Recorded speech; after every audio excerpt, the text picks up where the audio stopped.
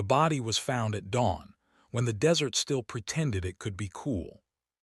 A cotton picker named Earl McKenna discovered it while cutting across the dry arroyo outside San Isidro, New Mexico, a town so small it barely earned a dot on state maps. At first glance, it looked like a man who had slipped, broken his neck, and been left for the coyotes. His shoes were dusty, his hat missing, his shirt stiff with dried sweat. Accidents happened out here. People fell. People vanished. The desert finished the rest. By noon, the county coroner ruled it exactly that, an accident. No autopsy, no questions. San Isidro exhaled and moved on. The dead man's name was Rufus Calder, a traveling gospel pamphlet seller who had arrived 3 days earlier in a sun-bleached Ford with an Ohio license plate. He'd been seen knocking on doors, talking too loudly about salvation, lingering too long where he wasn't invited. By the time anyone noticed he hadn't checked out of the Cielo Azul motor court, the desert had already swallowed him. The town preferred it that way. San Isidro in 1958 lived by a quiet agreement. Don't look too closely, don't remember too much. The highway brought strangers and the highway took them away. That was its only miracle. People here worked at the gypsum mill, the rail spur, or the service stations. Sundays belonged to church. Weeknights belonged to the radio. Nobody locked their doors, but nobody opened them either. That same week, a new couple arrived. They rented the pale yellow house on Arroyo Street, just far enough from the tracks to avoid the noise, just close enough to feel the vibration when freight trains passed at night. The man introduced himself as Everett Hale, an auto mechanic looking for steady work. He was tall, narrow-shouldered, with pale eyes that never seemed to blink at the same time as other people. His accent was hard to place, flat Midwestern vowels softened by something older, European maybe. His wife, Maribel Hale, spoke less. When she did, her voice was calm, precise, carrying traces of northern Mexico and Spanish Catholic schools. She had dark hair always pulled back too tightly and hands that looked permanently scrubbed raw. She said she'd trained as a nurse years ago but no longer practiced. People liked them immediately, or rather, people found no reason not to. Everett fixed engines that other mechanics gave up on. Maribel volunteered twice a week at St. Bridget's, organizing donated clothes and tending to the elderly who had no family left in town. They paid rent on time. They attended Mass. They smiled when spoken to. If anyone noticed how little the Hales talked about their past, they didn't ask. 3 nights after Rufus Calder's body was found, Everett stood alone in his garage long after midnight, the door half open to let the heat escape. A disassembled carburetor lay on the workbench, cleaned beyond necessity. He wiped his hands again and again with an oil-stained rag, though they were already clean. Maribel watched from the doorway of the house. "It won't be questioned," she said quietly. Everett nodded. "It never is." They did not speak of the man's name. They did not speak of the arroyo. What mattered was not the act itself, but the confirmation. Another town that would accept an explanation without proof, another place that preferred a simple story to a true one. San Isidro slept easily that night. The desert wind erased footprints. The highway carried rumors elsewhere. And in a town that didn't ask questions, the first murder passed not as a crime, but as a courtesy. Everett Hale understood towns like San Isidro the way other men understood weather. You didn't fight it. You read it, adjusted your posture, and let it pass over you. He learned quickly which men spoke only to hear themselves, which asked questions because they were bored, and which watched quietly because they sensed something but lacked the courage to name it. Everett treated all of them the same, with politeness that revealed nothing and eyes that never lingered. At Ramers and Sons Auto, he became indispensable within weeks. Engines that had coughed and stalled for years ran smoothly after an afternoon under his hands. He didn't curse, didn't rush, didn't explain his work unless asked, and even then only in the vaguest terms. Customers left feeling grateful, slightly unsettled, and unsure why. Maribel, meanwhile, cultivated a different visibility. She volunteered at St. Bridget's Parish Hall, sorting donated clothes, cleaning coffee cups after bingo nights, listening. People talked to her because she listened without judgment, without interruption. She learned which women hid bruises under sleeves, which men drank before noon, which elderly neighbors had nobody left to notice if they stopped showing up. Her nursing background had not been recent, but it was thorough. She knew how bodies failed under stress, heat, dehydration. She knew which symptoms were exaggerated and which were rehearsed lies. At home on Arroyo Street, the Hales lived sparsely. No photographs on the walls, no letters from family, a radio, a small dining table, two chairs always pushed in neatly. Their bedroom contained nothing sentimental, only what was necessary for sleep and waking. They spoke most often in the evenings, after the desert cooled and the trains rattled past like distant thunder. People here assume kindness is weakness, Maribel said once, folding laundry with military precision. Everett wiped grease from his hands. They assume silence is emptiness. Their pasts existed, but only between them. Everett had grown up moving, industrial towns, factory closures, borders that shifted without warning. His father had taught him mechanics and restraint in equal measure. Emotion was waste. Precision was survival. Maribel's childhood had been shaped by institutions, Catholic schools, hospitals, clinics near the border where suffering was routine and mercy was rationed. She had learned early that pain was currency, and control was the only real kindness. They did not call what they felt love, they called it alignment. When news of Rufus Calder's death faded from conversation, Everett noticed first. Not relief, confirmation. The town already forgot him, he said quietly one night. Maribel nodded. They didn't want him remembered. They replayed the encounter not out of remorse but calibration, where Rufus had lingered too long, how easily his presence had irritated others, how quickly his absence had been accepted. Not everyone deserved removal, only those who disrupted the delicate equilibrium, those who pressed, pride, consumed more than they gave. San Isidro offered no resistance, it offered permission. By the end of their first month, Everett and Maribel Hale were no longer newcomers. They were fixtures, people waved, people trusted. People stopped looking closely. And in that trust, the Hales found certainty, not just that they could do it again, but that the town would help them, simply by choosing not to see. The desert did not judge. The town did not ask. And the Hales were ready to continue. The first deliberate killing did not happen in anger. It happened in calculation. Rufus Calder had become a problem long before he became a body. He lingered too long on porches, asked questions that weren't his to ask, watched Maribel when he thought she didn't notice.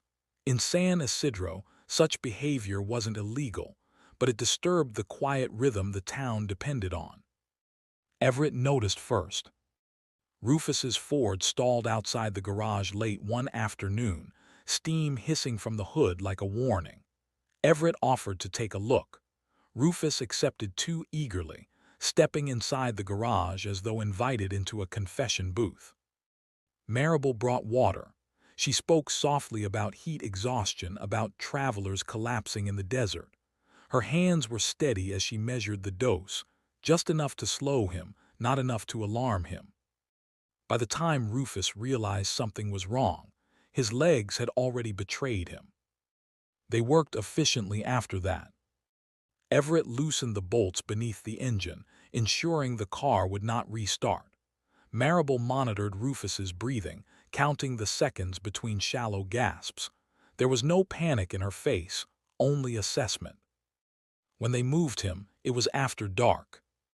The arroyo outside town was dry, its rocks smooth from years of flash floods. Everett positioned the body carefully, calculating angles, gravity, likelihood. Maribel removed the hat and wallet, not as trophies, but as necessities. Identification complicated stories. The fall broke Rufus's neck cleanly. They stood over the body, only long enough to confirm what they already knew. The desert accepted him without resistance. Back home, Maribel burned the gloves in the kitchen sink. Everett scrubbed the garage floor until it looked unchanged. They slept deeply, without dreams. By morning, Rufus Calder was already becoming an explanation instead of a person. An accident, a traveler who slipped, a man who didn't belong. San Isidro agreed. And Everett and Maribel Hale understood something fundamental then. Not just that they could kill, but that they could do so with the town's cooperation, provided they respected its most important rule. Never make anyone look too closely. They did not kill again in San Isidro. That would have been careless. Instead, Everett chose Las Animas, a rail town 40 miles south, where people passed through more often than they stayed. The name alone suggested endings. It was a place that kept records poorly and buried strangers quickly. The victim this time was Jonah Price, a freight handler known for drinking hard and hitting harder. He had been dismissed from 2 yards already. No one expected him to last long anywhere. Maribel met him first. She waited outside the rail clinic near dusk, pretending to read a notice pinned crookedly to the wall.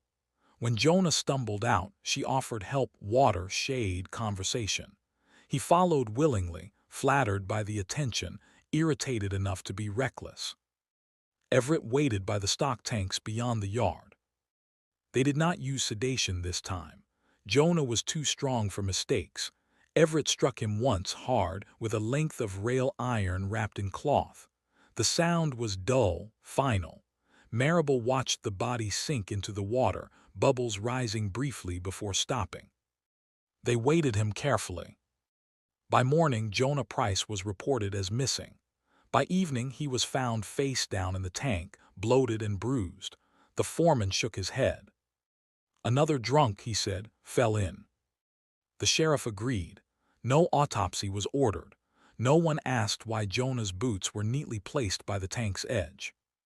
The Hales drove home before midnight, windows down, desert air burning their lungs clean. In San Isidro, nothing had changed. But Everett began to understand scale. Distance diluted suspicion. Different towns meant different stories, and different methods meant no pattern, at least not yet. Maribel recorded the details in memory alone. Location, time, mistakes avoided. 2 towns, 2 dead men, 2 explanations accepted. They were no longer experimenting. They were refining. They chose Clara Me Rowland because she did not move. Clara had lived her entire life in San Jacinto, a border town that survived on citrus shipments and prayer. She waited tables at the same diner for 19 years, lived in a rented room behind it, and never married. People described her as reliable, which in towns like that meant invisible. Maribel noticed her hands first, chapped, scarred, always busy. Hands like those held stories no one asked to hear. They did not rush this one. Everett visited the diner for weeks, ordering coffee, fixing the owner's refrigerator, listening. Clara learned his name, learned his habits. Trust formed the way it always did, slowly and without ceremony. Maribel approached her differently. She spoke of headaches, dizziness, the way the heat made standing unbearable. She hinted at anemia, at exhaustion. Clara listened because listening was her job. The night it happened, Clara agreed to help after closing, just for a few minutes. The back door locked behind them with a sound too soft to register as danger. Maribel prepared the injection in the restroom, using a mixture she had measured precisely. Too much would be suspicious. Too little would be useless. Clara slumped but did not lose consciousness. She looked at Everett then, really looked. "You don't belong here," Clara said. The words unsettled Maribel more than resistance would have. Everett held Clara down as Maribel finished the dose. Clara's breathing slowed unevenly. her eyes fixed on the ceiling as if memorizing it. They staged the scene as a collapse, heatstroke, exhaustion, a life finally worn thin. The diner owner found her in the morning and cried openly. But Clara Mee Rowland did not vanish as easily as the others. Her sister came from El Paso, asked for records, asked why Clara's purse was missing, asked why no doctor had been called. The coroner hesitated, not long but long enough. For the first time, a file stayed open. And for the first time, Everett felt something shift, not fear, not regret, but the awareness of weight, accumulation. 3 towns, 3 deaths, one woman who had stayed long enough to be known. Maribel burned her notes that night, though they existed only in her head. "It will pass," she said. Everett wasn't sure. "If you confirm, Part 6 will begin the official investigation, showing how separate deaths start to converge into a single case." The investigation did not begin with insight. It began with irritation. Deputy Walter Klein of San Jacinto was tired of phone calls from El Paso. Clara Mee Rowland's sister refused to accept heatstroke, refused to stop asking for timelines, names, paperwork. She knew Clara's habits too well to believe in a quiet collapse. Klein reopened the file out of spite, not conviction. He noticed small things first. Clara's purse had never been recovered. No physician had examined her before death. The injection mark on her arm had been dismissed as an insect bite.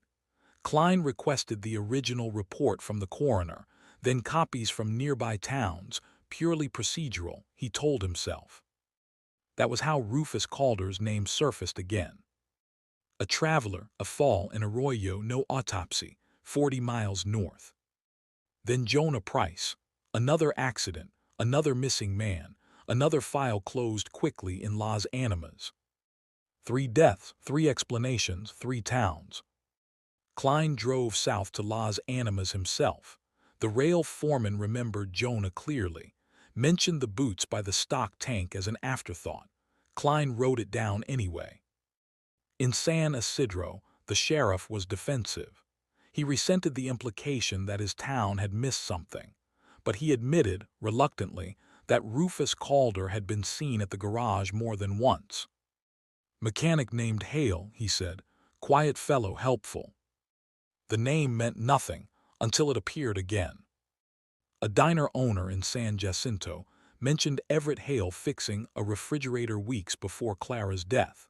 A church volunteer recalled Maribel Hale asking about heat exhaustion symptoms. Individually, these details meant nothing. Together, they began to lean. Klein contacted the State Bureau, not for backup, only advice. He was told to keep digging quietly. Serial cases made people nervous. Nervous people talked. Surveillance was impossible with limited resources, so Klein did what small-town law enforcement always did best. He listened. And the Hales were mentioned more than they should have been. Never accused, never suspected, just present close enough to each death to be forgettable. By the time Everett noticed unfamiliar cars passing Arroyo Street twice in the same afternoon, the investigation had already stopped being local. The files had met, and once they touched, they did not let go. The first knock on the door came on a Tuesday morning. Everett was home early, reorganizing tools that did not need reorganizing. When he opened the door, Deputy Walter Klein stood on the porch, hat in hand, polite enough to be dangerous. "Just asking a few questions," Klein said. "Routine." Everett let him in. Klein asked about Rufus Calder. Had Everett seen him, spoken to him, worked on his car? Everett answered calmly, truthfully enough to sound complete. Yes, the man had stopped by. No, the repair hadn't gone far. Travelers moved on quickly. Maribel brought coffee.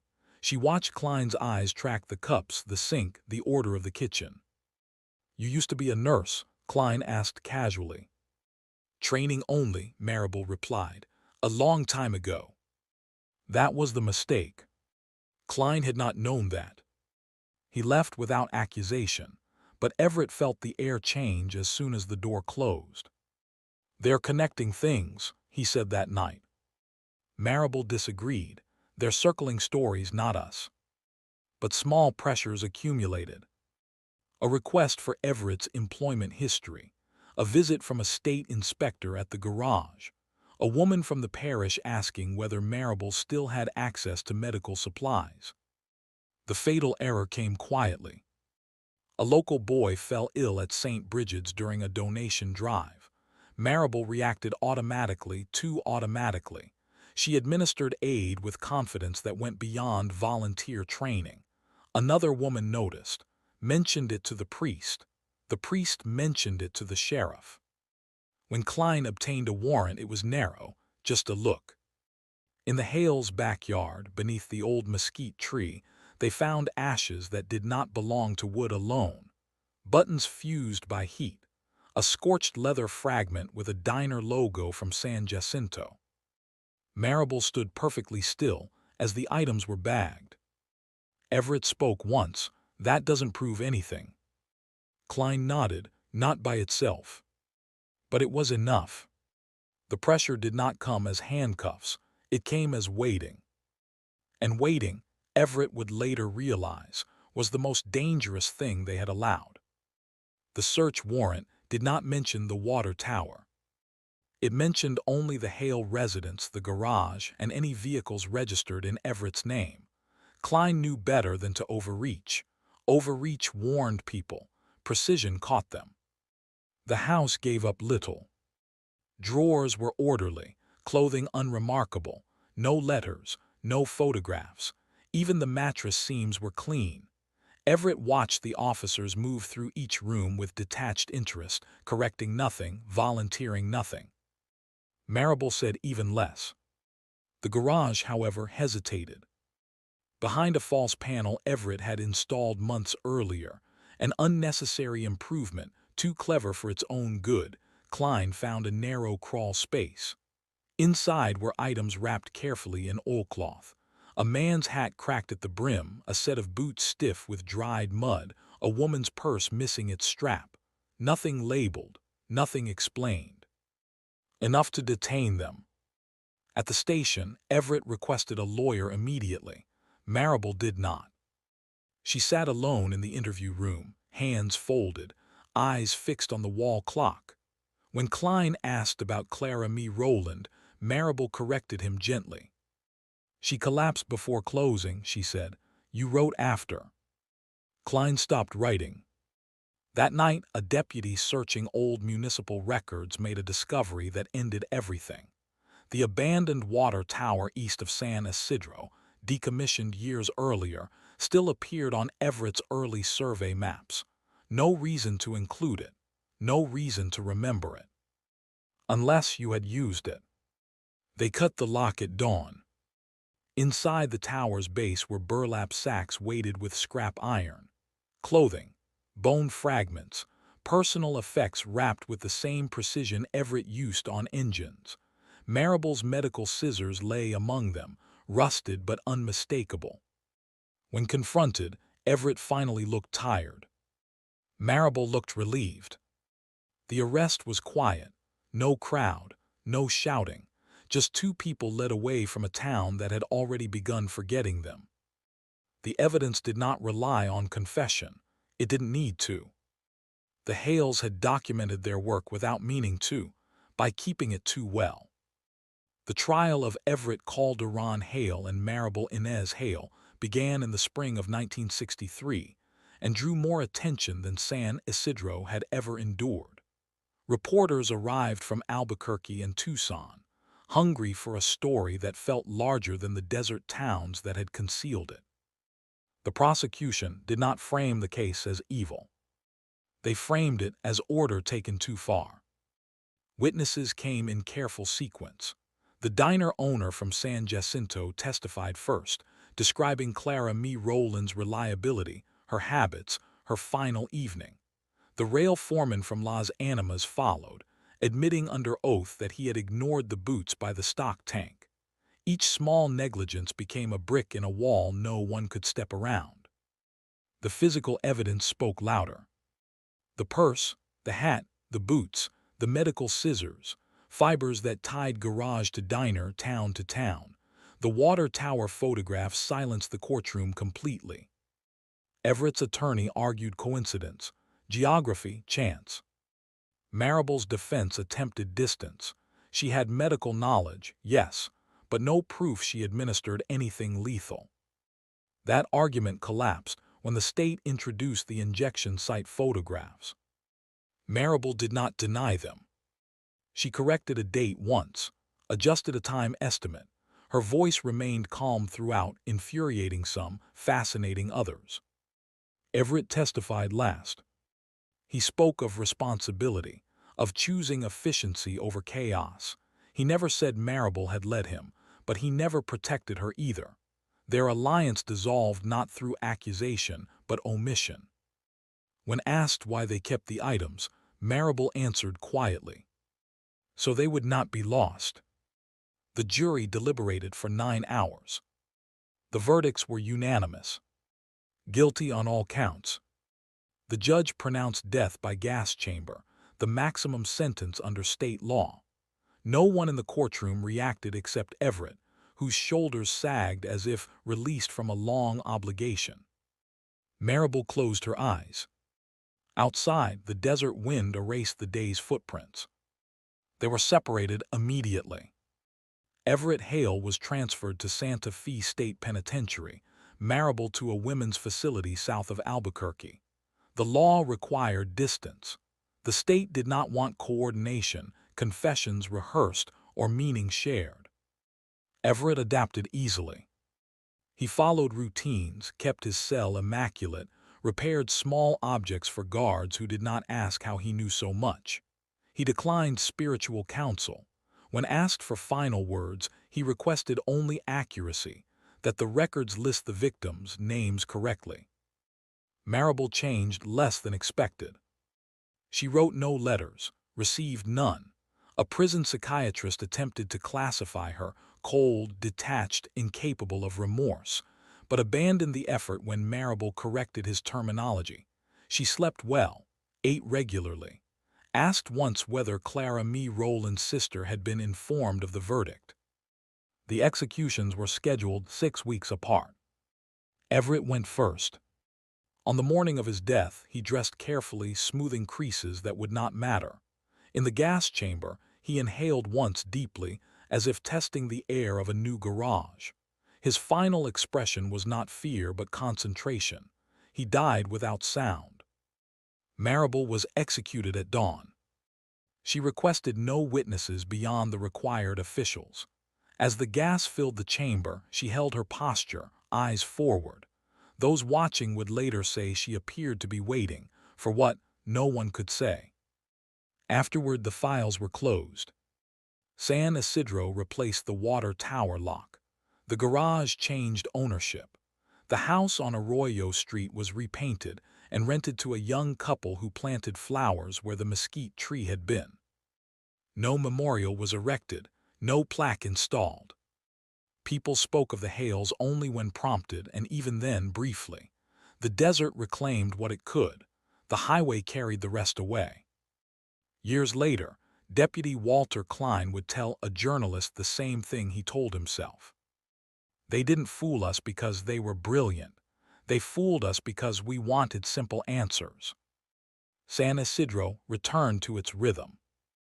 And the silence that had once protected the killers settled back into place, unchanged, unquestioned, and waiting.